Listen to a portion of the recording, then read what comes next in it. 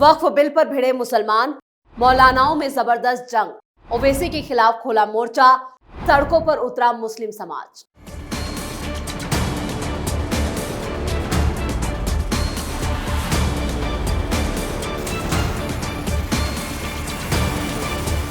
नमस्कार, आप सभी का बहुत बहुत स्वागत है।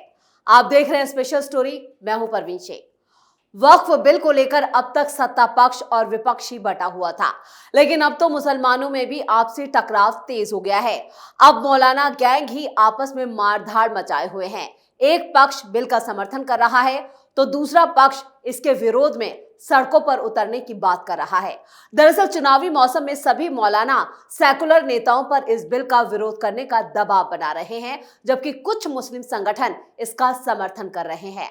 मौलाना शहाबुद्दीन रिजवी ने इस बिल का समर्थन किया है। वक्फ बिल पर ओवैसी की बात बेबुनियाद। असदुद्दीन ओवैसी के वक्फ बोर्ड संशोधन बिल पर दिए गए बयानों पर ऑल इंडिया मुस्लिम जमात के राष्ट्रीय अध्यक्ष मौलाना शहाबुद्दीन रिजवी ने पलटवार किया था। रिजवी ने कहा था कि वो इस बिल का स्वागत करते हैं और कुछ लोग मुसलमानों को सड़कों पर आने के लिए उकसा रहे हैं। इससे सिर्फ मुसलमानों को ही नुकसान होगा। वो खुद एसी में बैठकर ठंडी हवाएं खा रहे हैं।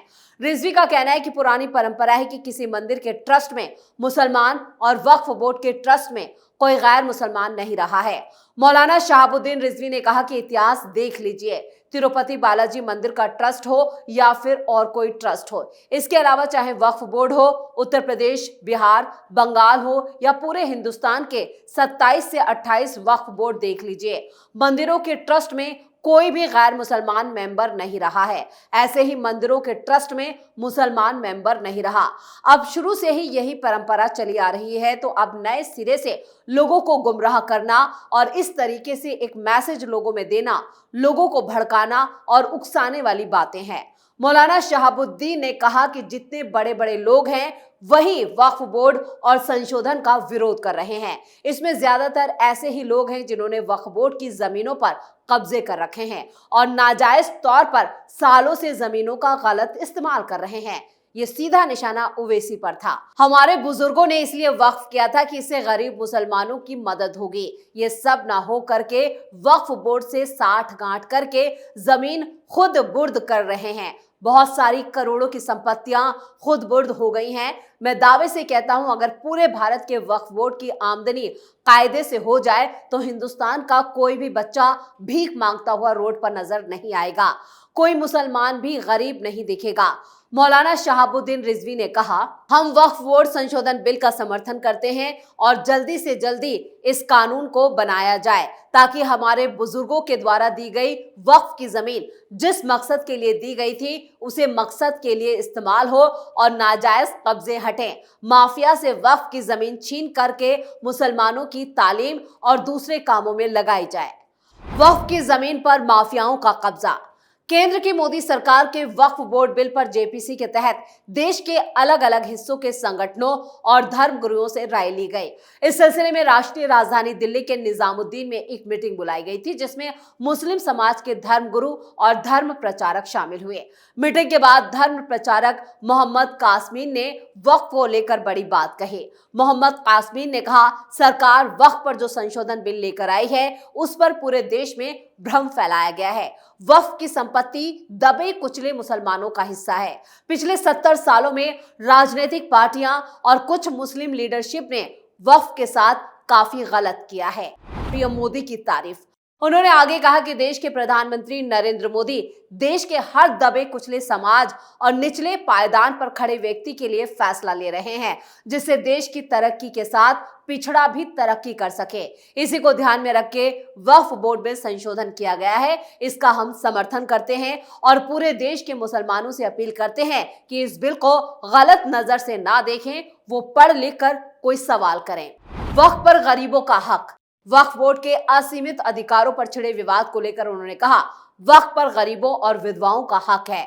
बच्चों की शिक्षा के लिए इसका इस्तेमाल होना चाहिए। जमीयत उलेमा संगठन का जिक्र करते हुए उन्होंने बताया, ये मुसलमानों का 100 साल पुराना संगठन है। आरटीओ पर 2 ऑफिस हैं और दोनों ही वक्फ बोर्ड की जमीन पर हैं। ऐसे में जमीयत उलेमा संशोधन को समर्थन क्यों देगी? वक्फ बोर्ड कानून के कारण होने वाले बदलावों को लेकर उन्होंने कहा, वक्फ बोर्ड में जो बदलाव हो रहा है वो बहुत शानदार है। इसका पूरा फायदा देश के सभी मुसलमानों को होगा जिसके लिए वक्फ बोर्ड बना था। मुझे उम्मीद है कि मुसलमान इसको समझेगा भी और जो राजनीतिक दल इसको लेकर भ्रम फैला रहे हैं जिसमें कुछ मजहबी लोग भी शामिल हैं उनसे दूर रहेगा। आजादी के बाद 70 सालों में क्या भला हुआ है? जितने भी वक्फ बोर्ड के मेंबर या अध्यक्ष रहे हैं कोई भी मुस्लिम समाज के अलावा नहीं था, तो फिर ये कब्जे कैसे हो गए? धर्मगुरु ताहिर इस्माइल ने कहा है कि सरकार की मंशा पर शक ना किया जाए और जिस तरीके से हर जिले में कुछ लोग वक्फ बोर्ड की जमीन पर काबिज हैं उनको हटाया जाए। जो गरीब मुसलमान हैं उनको वो जमीन दी जाए। वक्फ की जमीन पर अस्पताल, कॉलेज जिस तरीके से बनने चाहिए थे वो नहीं बने। अब लगता है कि सभी चीज सही दिशा में है। जिस भी मुसलमान को दिक्कत है वो जेपीसी में अपनी बात रखे।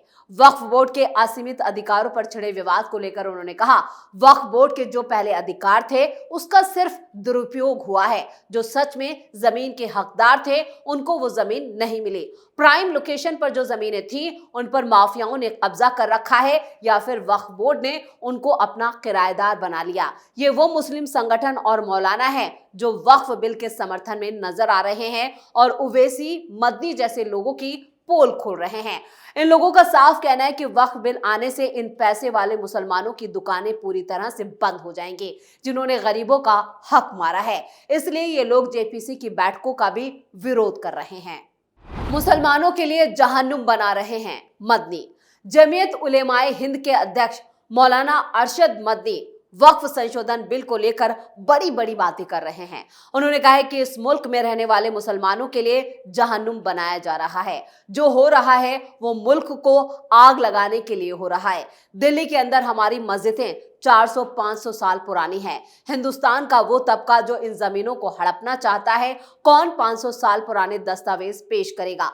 मदनी ने कहा था, आप मुसलमानों की जमीन को हड़पना चाहते हैं, आप हराम की खाना चाहते हैं। वक्फ अल्लाह की मिल्कियत में दी गई है, हम बाहर से नहीं आए हैं। अगर हिंदू गुजर है तो मुसलमान भी गुजर है। अगर हिंदू जाट है तो मुस्लिम भी जाट है।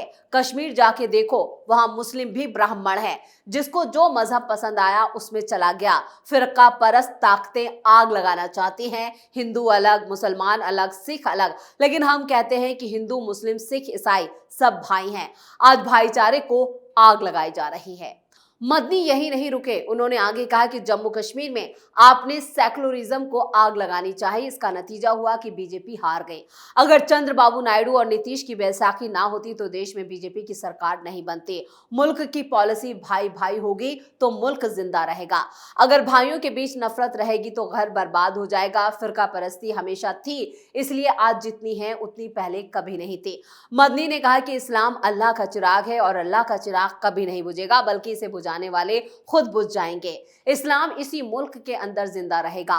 इस्लाम का चिराग हिंदुस्तान में जलता रहा था और आगे भी जलता रहेगा। जो मोहम्मद की शान में गुस्ताखी करते हैं उनको तो नजर बंद कर दिया जाता है, लेकिन जो उसके खिलाफ आवाज उठाते हैं उनको जेल में बंद कर दिया जाता है। बुलडोजर से गिरने वाले 95% मकान मुसलमानों के। वहीं बुलडोजर एक्शन पर मदनी ने कहा है कि देश में बुलडोजर से गिरने वाले 95% मकान मुसलमानों के हैं। गलती किसी एक आदमी से होती है, आप पूरे मकान को गिरा देते हैं तो फिर माँ बाप या बीवी बच्चे कहाँ जाएंगे? हम इसके खिलाफ हैं, ये मुल्क के संविधान के खिलाफ है।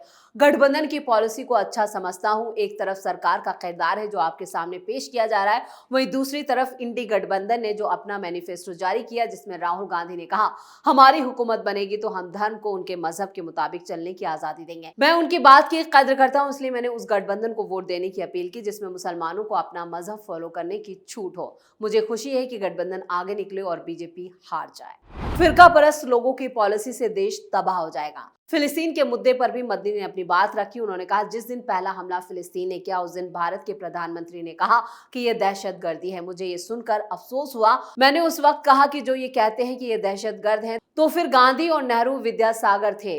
जिन्होंने गुलामी की जंजीरों को तोड़ा। मैं जब अरब गया तो मैंने सुना कि हिंदुस्तान का बारूद फिलिस्तीनियों को खत्म करने में इस्तेमाल हो रहा है। जहां तक मुझे कहा गया कि हिंदुस्तान की फौजें भी फिलिस्तीनियों को मारने में लगी हैं। मैं इस बात का दावा नहीं करता हूं, लेकिन पीएम को अपना दामन साफ करना चाहिए। अगर फिरका परस्त लोगों की पॉलिसी को अपनाएंगे तो फिर मुल्क तबाह हो जाएगा, बर्बाद हो जाएगा। मदनी जैसे या ओवैसी जैसे जितने भी कट्टरपंथी मुसलमान हैं, उनको लगता है कि वक्फ बिल जो लाया जा रहा है वो उनके खिलाफ है, क्योंकि वक्फ की ज्यादातर संपत्तियों पर इन्हीं लोगों ने कब्जा कर रखा है। ये कहना गलत नहीं होगा। अगर जांच होती है तो ये लोग भी इस जांच के दायरे में आ सकते हैं।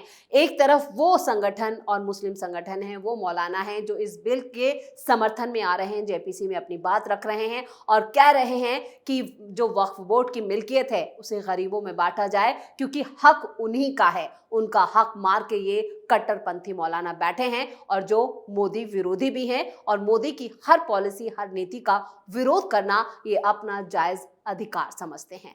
तो स्पेशल स्टोरी में इतना ही। वीडियो कैसा लगा कमेंट करके अपनी राय जरूर दें। वीडियो को लाइक करें, शेयर करें और कैपिटल टीवी को सब्सक्राइब जरूर करें। नमस्कार।